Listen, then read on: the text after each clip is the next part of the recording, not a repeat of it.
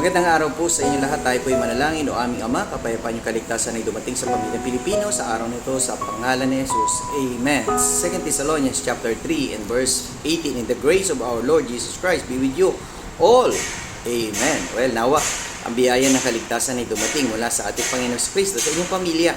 Kaya nga napakahalaga sa araw-araw, binibigyan natin ng pagkakataon ng ating buhay na kilalanin pa ang ating Panginoon Kristo at higit sa lahat, tanggapin natin siya na maging ating Panginoon na tagapagligtas kasama ng ating pamilya na si Yesu Kristo, ang daan, ang katotohanan at ang buhay at walang makaparuroon sa Ama kung hindi sa pamamagitan niya. Kaya kaibigan, kung hindi mo pa tinatanggap si Yesu Kristo, tanggapin mo na siya ngayong araw na ito na maging iyong Panginoon at tagapagligtas at tumalikod ka na sa iyong kasalanan at sumunod sa kanyang kalooban. See you again tomorrow sa ating Strong Family Prayer and Exhortation.